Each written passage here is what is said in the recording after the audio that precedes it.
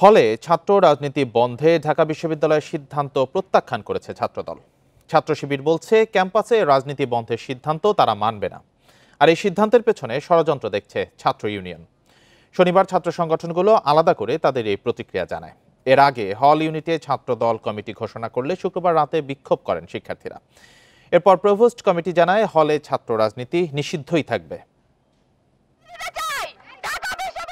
ঢাকা বিশ্ববিদ্যালয়ের বিভিন্ন হল ইউনিটে ছাত্রদলের আহ্বায়ক কমিটি ঘোষণার পর শুক্রবার রাতেই বিক্ষুব্ধ হয়ে ওঠে ক্যাম্পাস।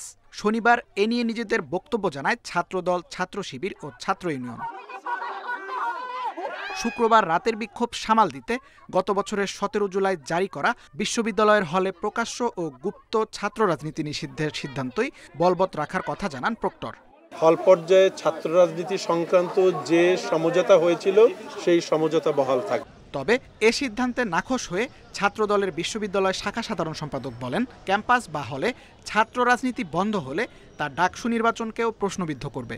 একটি গোষ্ঠী খুব পরিকল্পিতভাবে ঢাকা বিশ্ববিদ্যালয়ের বিভিন্ন সামাজিক যোগাযোগ মাধ্যমে গ্রুপগুলোতে হল রাজনীতির বিরুদ্ধে একটা মবকে উস্কিয়ে দেওয়ার চেষ্টা করেছে। এখন আগামী দিনে যেহেতু ডাকসু নির্বাচন, বিশ্ববিদ্যালয়ের প্রশাসনকে সুস্পষ্ট করতে হবে তাহলে হল সংসদের নির্বাচন কিভাবে হবে। হল কেন্দ্রিক রাজনীতি থেকে ছাত্র শিবির অনেক আগেই সরেছে জানিয়ে দলটির বিশ্ববিদ্যালয় শাখা সভাপতি বলেন, বিশ্ববিদ্যালয়ের ছাত্র রাজনীতি বন্ধের সিদ্ধান্ত আসলে তা মানবে না তার দল। আমাদের রিকমেন্ডেশন ছিল রাজনৈতিক সংগঠনগুলোর প্রতিনিধিরা তাদের হলে থাকবে আবাসিক শিক্ষার্থী হিসেবে।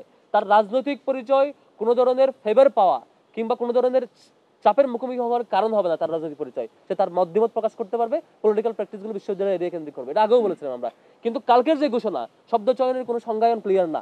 একটি নির্দিষ্ট গোষ্ঠীর মদতে কিছু শিক্ষার্থী ছাত্র রাজনীতি বন্ধের অপচেষ্টা করছে বলে অভিযোগ ছাত্র ইউনিয়ন সভাপতির। বিশ্ববিদ্যালয়ে তো তাদের কমিটি আছে, হলে যদি তাদের কমিটিও না থাকে, হলে নিশ্চয়ই তাদের নেতাকর্মী থাকবে। ফলে জবরদখল বলেন, আপনার গেস্ট রুম বলেন, গণরুম বলেন, এগুলা তো তারা হল কমিটি ছাড়াও করতে পারবে। পরিস্থিতি পর্যালোচনা করে প্রশাসনের জারি করা বিজ্ঞপ্তিতে বলা হয়, ছাত্র সংগঠনের কমিটির নেতাদের পদত্যাগ করেই থাকতে হবে হলে। Tanvir Ahmed, independent news, Dhaka. রাজধানীর মিরপুরে অনুষ্ঠিত হয়েছে বিসিবি সভা। সভাপতি আমিনুল ইসলাম বুলবুল বিদেশে থাকলেও অনলাইনে যুক্ত হন তিনি। সভায় নেওয়ার সিদ্ধান্তগুলো জানাচ্ছেন মিডিয়া কমিটির চেয়ারম্যান ইফতেখার রহমান মিঠু। সরাসরি চলে যাচ্ছি সেখানে। তৃতীয় হচ্ছে যেটা আমরা কিছু এবার আমরা এর মধ্যে একটা হয়েছে যে একটা অ্যাপ্রুভাল আমরা অ্যাপ্রুভ করেছি যে আমাদের যে উইমেন ফুটবল টিম আছে, ক্যাপ্টেন ঋতুপর্ণা চাকমার তার ভিলেজে যে মানে গ্রামে যা তার বাসাটা আছে সেটা আমরা বিল্ড করে দিব। সেই জন্যে আজকে অ্যাপ্রুভাল হয়ে গেছে। ওইটা নিয়ে আমরা Bangladesh cricket board will build the house for Rituparna Chakma. দ্বিতীয় হচ্ছে যে আপনারা শুনে খুশি হবেন যে আমরা আমাদের অ্যান্টি করাপশন ইউনিট যেটা আমাদের আছে, হ্যাঁ, সেই ইউনিটটাকে আমরা এনহ্যান্স করার জন্যে আমরা ICC Alex Marshall, general manager ICC, former general manager ICC integrity ইউনিটকে আমরা অ্যাপয়েন্টমেন্ট দিচ্ছি যে আমাদের এই ইউনিটটা, মানে আমরা মনে করি যে আমাদের আকসু ইউনিটটাকে আরও এনহ্যান্স করা উচিত, যেটা আমরা গত কয়েক বিপিএল বলেন, লোকাল ক্রিকেট বলেন, যেটা ফেস করা হয়েছে। সো প্রেসিডেন্ট সাহেবের প্রেসিডেন্ট সাহেব, আমাদের ফাহিম ভাই, সবার একটা অ্যাডভাইস যে এটাকে আমরা এনহ্যান্স করা উচিত এই ডিপার্টমেন্টটাকে। সেই ডিপার্টমেন্টের এনহ্যান্স করার জন্যে আমরা এই ভদ্রলোককে মিস্টার অ্যালেক্স মার্শালকে কনসালটেন্ট হিসাবে অ্যাপয়েন্টমেন্ট করা হয়েছে। তারপরে আপনার আরেকটা হয়েছে যে ক্রিকেট অপারেশনসের ওনার রেকমেন্ডেশনে জুলিয়ান উডকে স্পেশালিস্ট ব্যাটিং কোচ হিসেবে অ্যাপয়েন্টমেন্ট করা হয়েছে, অ্যাপ্রুভ করা হয়েছে। এমপ্লয়মেন্ট অফ টনি হেমিংস, আপনারা জানেন, head of turf management wing, আমরা যেটা বলতেছি যে 2 বছরের জন্য আমরা টনি হেমিংসকে, যে আগে আপনারা জানেন যে কাজ করতো বাংলাদেশে, তাকে 2 বছরের জন্য আনা হচ্ছে। তাকে আমরা একটা ডিফারেন্ট ইউনিট বানাচ্ছি, হেড অফ টার্ফ ম্যানেজমেন্ট। যত আপনার আমাদের ইন্টারন্যাশনাল গ্রাউন্ডগুলি আছে তার প্রধান দায়িত্ব হচ্ছে তার আন্ডারে এই সবাই, এই আমাদের কিউরেটরস তার আন্ডারে থাকবে এবং তার আন্ডারে পিচগুলি ইমপ্রুভমেন্ট বলেন, রিলেইং বলেন, যাই হবে এগুলি হবে। প্লাস বেসিক্যালি তাকে আনার ব্যাপারে বোর্ড ডিরেক্টরসদের যে ইচ্ছা ছিল যে শুধু ডেভেলপমেন্ট না, এবং আমাদের প্রেসিডেন্ট সাহেবের যে অলওয়েজ আইডিয়া যে ট্রেনার আপনার ডেভেলপ করা। ট্রেনার মানে আমরা আমাদের নিজেদের রিসোর্স ডেভেলপ করা, যে 2-3 বছর পরে যাতে আমাদেরই এরকম রিসোর্স তৈরি হয়, সেই প্রসেসে।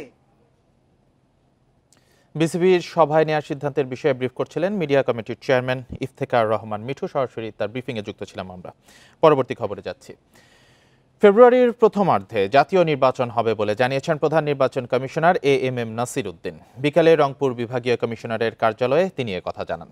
এর আগে আঞ্চলিক নির্বাচন অফিসে মত বিনিময় সভায় তিনি বলেন, বিগত নির্বাচনগুলোতে অনিয়মে যারা যুক্ত ছিলেন তারা এবার দায়িত্ব পাবেন না।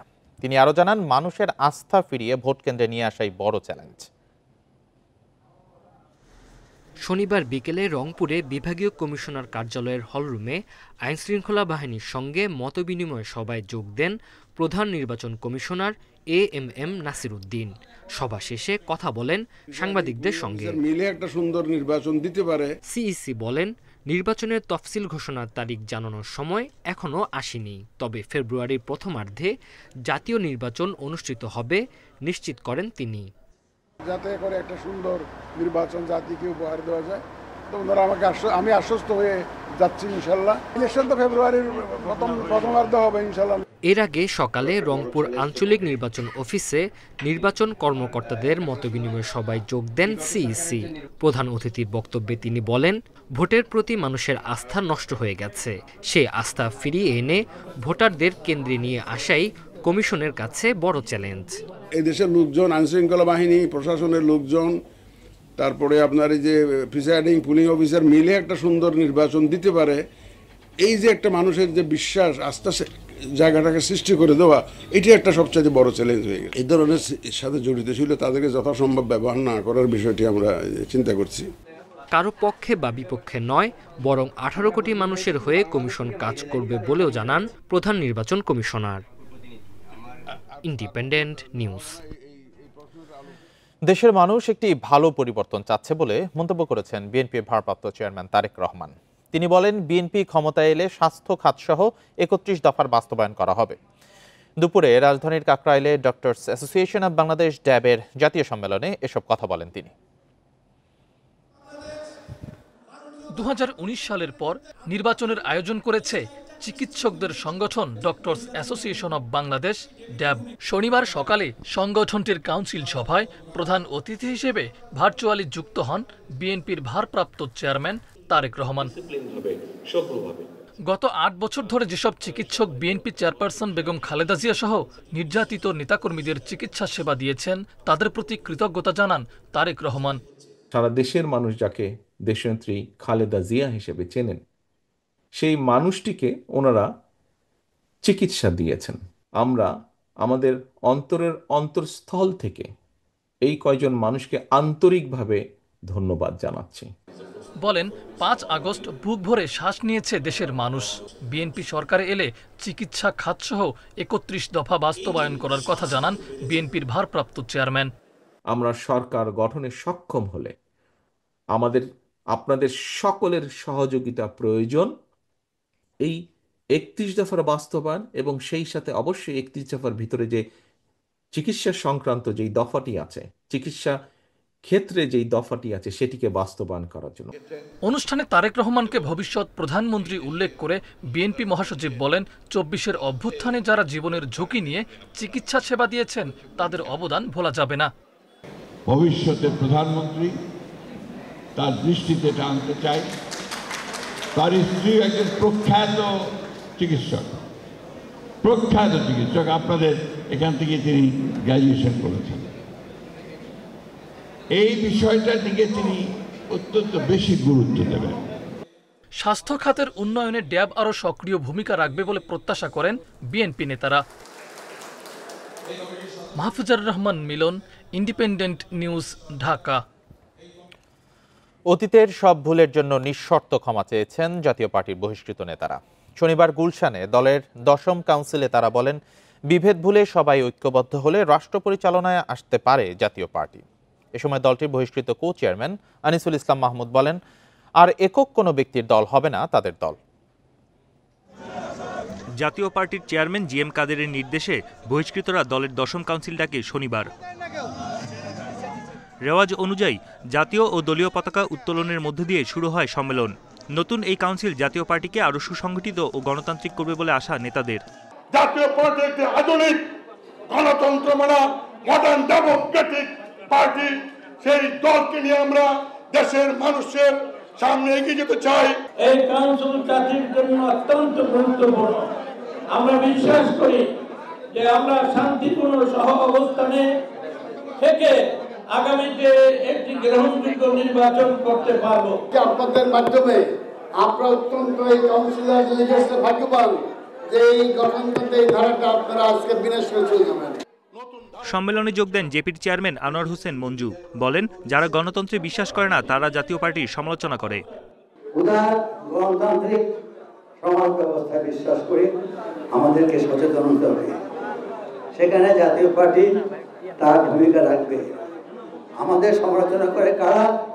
যারা গণতন্ত্রে বিশ্বাস করে না, যারা অন্য গণতন্ত্রে বিশ্বাস করে। অতীতে দলের সব ভুলের জন্য ক্ষমা চেয়ে বহিষ্কৃত কো চেয়ারম্যান আনিসুল ইসলাম মাহমুদ বলেন, জাতীয় পার্টি আর একক কোনো ব্যক্তির দল হবে না। যদি জনগণ মনে করে আমরা কোনো অন্যায় করেছি, নিঃশর্তভাবে আমরা ক্ষমা চাচ্ছি, কারণ আমরা জনগণকে নিয়ে রাজনীতি করতে চাই। বিভিন্ন কারণে আজকে কাউন্সিলে যোগ দিতে পারেননি, তাদেরকে বলবো চলুন আপনারা সত্য আমরা ঐক্যবদ্ধ হয়ে এই পার্টিটা করে তুলি। সম্মেলন থেকে নিরপেক্ষ, স্বচ্ছ ও গ্রহণযোগ্য নির্বাচনের পরিবেশ তৈরির আহ্বান জানান নেতারা। যারা আজকে সংস্কার করার জন্য বসছে। বন ইবনে কামাল, ইন্ডিপেন্ডেন্ট নিউজ, ঢাকা। গোয়েন্দা পুলিশের আচরণের প্রতিবাদে ক্রীড়া উপদেষ্টার অনুষ্ঠান বয়কট করেছেন নাটোর জেলা বিএনপির নেতারা। তবে পুলিশ জানিয়েছে, আমন্ত্রণ থাকলেও দল বল নিয়ে প্রবেশের অনুমতি দেওয়া সম্ভব হয়নি। এদিকে দেশের সব উপজেলায় মিনি স্টেডিয়াম স্থাপন করা হবে বলে জানিয়েছেন ক্রীড়া উপদেষ্টা আসিফ মাহমুদ সজীব ভূঁইয়া। শনিবার দুপুরে নাটোরে যান ক্রীড়া উপদেষ্টা আসিফ মাহমুদ সজীব ভূঁইয়া।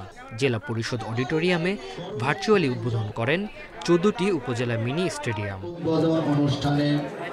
পরে আয়োজিত সভায় ক্রীড়া উপদেষ্টা বলেন, স্টেডিয়ামগুলো যেন খেলাধুলার কাজে ব্যবহার হয় সেজন্য প্রশাসন ও ক্রীড়া সংস্থা সব পদক্ষেপ নেবে। একসাথে সমন্বয়ের মাধ্যমে কাজ করার মাধ্যমে আমরা মনে করি বাংলাদেশের ক্রীড়ার ক্ষেত্রে আরো উন্নয়ন এবং সাফল্য বয়ে আনা সম্ভব। তারই অংশ হিসেবে এই আজকের উপজেলা ক্রীড়া স্টেডিয়ামের উদ্বোধন। তবে ডিবি পুলিশের বাধার অভিযোগ ক্রীড়া উপদেষ্টার অনুষ্ঠান বয়কট করেছে নাটোর জেলা বিএনপি। সংবাদ সম্মেলনে বিএনপি নেতারা জানান, অনুষ্ঠানস্থলে ঢোকার সময় গোয়েন্দা পুলিশের পরিদর্শক হাসিবুল্লাহ হাসিব অসৌজন্যমূলক আচরণ করেন। আমরা একটি বড় রাজনৈতিক দলের প্রতিনিধিত্ব করি, আমরা তো সেখানে বিনা দাওয়াতে যাই নাই। আমাদেরকে দাওয়াত দিয়ে নেওয়ার পরে একজন পুলিশ কর্মকর্তা কি করে আমাদের বাধা সৃষ্টি করে, এটা আমাদের কাছে অত্যন্ত বিব্রতকর মনে হয়েছে এবং তার আচরণে আমরা বিব্রত বোধ করেছি। তবে পুলিশের দাবি, পেশাদারিত্ব বজায় রাখা হয়েছে। আমন্ত্রণ থাকলেও দলবল নিয়ে প্রবেশের অনুমতি দেয়া সম্ভব হয়নি। এর আগে সকালে রাজশাহী সার্কিট হাউসে কেন্দ্রীয় ঈদগাহ, ভূমি অফিস, স্কুলসহ 12টি প্রকল্পের উদ্বোধনী অনুষ্ঠানে যোগ দেন আসিফ মাহমুদ সজীব ভূঁইয়া। Tanzil Hasnat, independent news. পার্বত্য অঞ্চল নিয়ে দেশি বিদেশি ষড়যন্ত্র চলছে বলে অভিযোগ করেছেন বিএনপির স্থায়ী কমিটির সদস্য সালাউদ্দিন আহমেদ। সিডাপ মিলনায়তনে ক্ষুদ্র নৃগোষ্ঠী ও জাতীয় নিরাপত্তা ভাবনা শীর্ষক এক আলোচনা সভায় এ মন্তব্য করেন তিনি। আলোচনায় ক্ষুদ্র জাতিগোষ্ঠীর প্রতি বৈষম্য নিরসনের আহ্বান জানান বক্তারা। বাঙালিদের পাশাপাশি এদেশে বাস করছে বিভিন্ন জাতিগোষ্ঠী মানুষ। দেশের সব মানুষের সমান অধিকারের নিশ্চয়তা দেয়া হয়েছে সংবিধানে। তবে বিভিন্ন সময়ে বিভিন্ন জাতিগোষ্ঠীর পক্ষ থেকে বৈষম্য নিরসনে রাষ্ট্রের উদাসীন আচরণের অভিযোগ এসেছে। শনিবার রাজধানীর সিডাপ মিলনায়তনে এক আলোচনায় বক্তারা বলেন, দেশের প্রতিটি নাগরিকের অধিকার ও সুষম উন্নয়ন নিশ্চিত করা রাষ্ট্রের দায়িত্ব।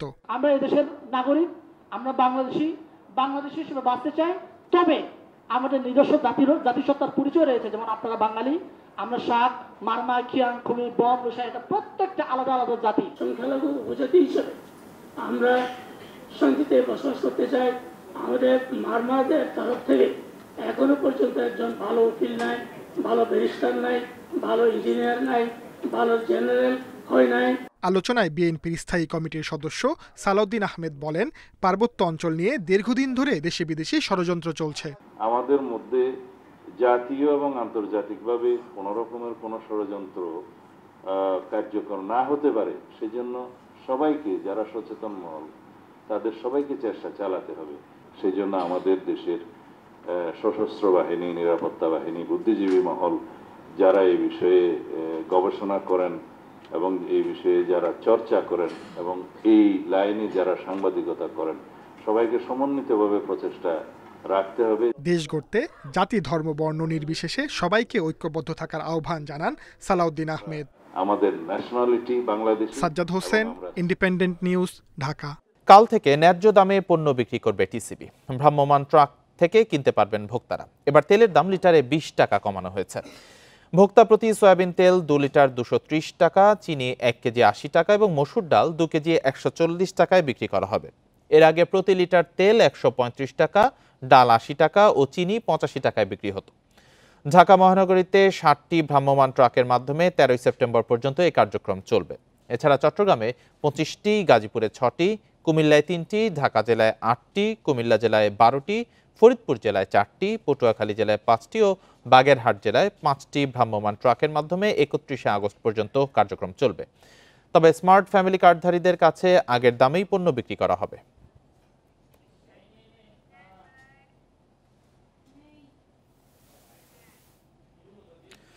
শ্রমশক্তি জরিপ অনুযায়ী গত 10 বছরে দেশে উচ্চশিক্ষিত বেকার বেড়েছে 24.5%। বিশ্লেষকরা বলছেন, বিনিয়োগ না বাড়লে এই সংকট হবে দীর্ঘস্থায়ী। দেশের প্রায় 43% জনগোষ্ঠী তরুণ হলেও তারা যেন বোঝা না হয়, সেজন্য দ্রুত উদ্যোগ নেওয়ার তাগিদ বিশ্লেষকদের। এশীয় উন্নয়ন ব্যাংক এডিবির তথ্যমতে জিডিপির আকারে দক্ষিণ এশিয়ার দেশগুলোর মধ্যে দ্বিতীয় বাংলাদেশ। গত এক দশকে প্রতি বছর জিডিপি বেড়েছে 6 থেকে 7%, অথচ এ সময়ে কর্মসংস্থান বেড়েছে মাত্র 2.2%। পরিসংখ্যান ব্যুরোর তথ্য বলছে, 10 বছরে দেশে বেকার জনসংখ্যা 26 লাখ থেকে কমে দাঁড়িয়েছে 24.6 লাখে, অর্থাৎ 10 বছরে বেকারের হার কমেছে মাত্র 0.14%। এমতাবস্থায় শিক্ষা কারিকুলামকে ঢেলে সাজানোর দাবি চাকুরি প্রত্যাশীদের। সেক্টর ভিত্তিক যে জনশক্তিগুলো আছে বা পড়ালেখাগুলো আছে, সেই অনুযায়ী যেন জব সেক্টরটাও ক্রিয়েট করা হয়। যে কারিগরি শিক্ষা, আমাদের ইকুইপমেন্ট দেওয়া যায়, যে আমাদের এই দিকে মনোযোগ দেওয়া যায়, এই দিকে আমরা সিকিউর হব। 3 মাস প্রিপারেশন নেওয়ার পরেই বুঝে যায় যে আমি যেই সাবজেক্টে পড়িছি সেই সাবজেক্টটা আমার জন্য খুব একটা গুরুত্বপূর্ণ নয়। এদিকে গত 10 বছর উচ্চশিক্ষিত কর্মহীনের হার 7 থেকে বেড়ে 31.5% পৌঁছেছে। ফলে যোগ্যতা থাকার পরও কাজ না পেয়ে হতাশ চাকরি প্রত্যাশীরা। গ্রাজুয়েশন অলরেডি কমপ্লিট, ইভেন কয়েক বছর চলে গেছে, তারা চাকরির পরীক্ষাতে টিকতেছে না কখনো। তো ওদের জন্য সেটা আরও বেশি আমার মনে হয় যে এটা ট্রমাটিক হয়ে যায় অ্যাকচুয়ালি একটা সময় পরে। একটা বেকারই বুঝতে পারে যে আসলে হতাশার পরিমাণটা কতটুকু, এটা তো বোঝানোর মতো কিছু নাই। বিশেষজ্ঞরা বলছেন, রাজনৈতিক অনিশ্চয়তায় বাড়ছে না বিনিয়োগ, ফলে নতুন কর্মসংস্থান হচ্ছে না। প্রবৃদ্ধি এবং জব ক্রিয়েশনের মধ্যে যেই ডিফারেন্সটা, এটা একটু কিছুদিন আমাদের হয়তো টলারেট করতে হবে। বিনিয়োগ হচ্ছে না সে আগের মতন। আমরা দেখছি যে কিছুটা এটার একটা চাপ আমরা এমপ্লয়মেন্ট জেনারেশনের উপরে দেখছি। দক্ষতাভিত্তিক শিক্ষা, প্রশিক্ষণ ও শিল্পায়নে পরিকল্পিত বিনিয়োগ ছাড়া এই সংকট কাটানো সম্ভব নয় বলেও মনে করেন এই বিশ্লেষক। গ্রোথ হচ্ছে বা ডেভেলপমেন্ট হচ্ছে, পভার্টি রিডাকশন হচ্ছে, কিন্তু এমপ্লয়মেন্ট অপরচুনিটিটা আসছে না। শিক্ষা প্রতিষ্ঠানগুলোকে কর্মসংস্থানের উপযোগী, মানে যে সমস্ত ইন্ডাস্ট্রি যেভাবে চাচ্ছে সেরকম উপযোগী তাদের কারিকুলাম, তাদের যে এই জিনিসগুলো আসলে ডেভেলপ করতে হবে। কর্মসংস্থানের অভাবে এই বিশাল তরুণ জনগোষ্ঠী যেন বোঝা না হয় সেজন্য সরকারকে সমন্বিত উদ্যোগ নেওয়ার তাগিদ বিশ্লেষকদের। Mehedi Hasan, independent news, Dhaka. $2 কোটি জাপানি বিনিয়োগ পেতে যাচ্ছে বেক্সিমকো টেক্সটাইল। এতে চালু হতে যাচ্ছে বন্ধ থাকা বেক্সিমকো টেক্সটাইলের কারখানাগুলো। ত্রিপক্ষীয় লিজ চুক্তিতে যৌথভাবে কাজ করবে জাপানি বিনিয়োগ প্রতিষ্ঠান রিভাইভাল প্রজেক্ট, জনতা ব্যাংক এবং বেক্সিমকো গ্রুপ। অর্থ সংকটে বন্ধ হয়ে যাওয়া বেক্সিমকো গ্রুপের বেক্সিমকো টেক্সটাইল সচল হওয়ার সম্ভাবনা দেখা দিয়েছে। সরকারের উদ্যোগে তৈরি পোশাক খাতের জাপানি company revival project limited lease নিয়ে কারখানা সচল করতে রাজি হয়েছে। কম্পোর্ট লেটার দিয়েছে বেক্সিমকো গ্রুপও। চলতি আগস্টেই এ বিষয়ে ঋণদাতা জনতা ব্যাংক, বেক্সটেক্স, রিভাইভাল প্রজেক্ট ও সরকারের মধ্যে একটি ত্রিপক্ষীয় চুক্তি হতে পারে। জনতা ব্যাংক প্রায় 23,000 কোটি টাকা এবং অন্যান্য ব্যাংক সহ মোট 35,000 কোটি টাকার খেলাফি ঋণ পুনঃতফসিল করবে। এক্ষেত্রে বাংলাদেশ ব্যাংক রপ্তানি সংক্রান্ত ব্যাংকিং নীতিমালা শিথিল করবে। মাথা ব্যথা, মাথা কেটে ফেলা কোনো সমাধান নয়, বরং এটাকে কিভাবে বাঁচিয়ে রাখা যায় তার জন্য ব্যবস্থা করতে হয়। ঠিক বেক্সিমকোর জন্য সরকারের আমি মনে করি ভালো বুদ্ধির উদয় হয়েছে বলে নীতিগত সমর্থন দিচ্ছেন। এবং শুধু যে বেক্সিমকো সরকারি ঋণ নিতে পারবে না, একটা অধ্যায় রয়েছে কিন্তু পরবর্তীতে কিন্তু বলা আছে যে রিভাইভাল প্রজেক্ট যেহেতু বিনিয়োগ করছে এবং সেই বিনিয়োগের সম্ভাবনা প্রায় $10 কোটি কেউ ছাড়িয়ে যেতে পারে, এমন একটা ইঙ্গিত রয়েছে। রিভাইভাল জাপান প্রথমে $2 কোটি ব্যাক টু ব্যাক এলসির মাধ্যমে বেক্সিমকো টেক্সটাইলকে মূলধন সরবরাহ করবে। বিশ্ববিখ্যাত ব্র্যান্ড ইন্ডিটেক্স পোশাক কিনবে বেক্সটেক্স থেকে। এতে আবারও কর্মসংস্থান হবে প্রায় 25,000 কর্মীর। চুক্তি অনুযায়ী রিভাইভাল প্রজেক্ট কারখানার সম্ভাব্য আয় থেকে সার্ভিস চার্জ নেবে, বাকি মুনাফা ব্যয় হবে ঋণ পরিশোধে। এ বিষয়ে সরকার জানিয়েছে, বেক্সিমকো টেক্সটাইলের কার্যক্রম পুনরায় চালু করতে সরকার থেকে নতুন করে কোনো ঋণ দেওয়া হবে না। তবে জাপানি প্রতিষ্ঠানটিকে নীতিগত ও রেগুলেটরি বিষয়ে প্রয়োজনীয় সহযোগিতা দেওয়া হবে। Tarek Hossain, independent news, Dhaka.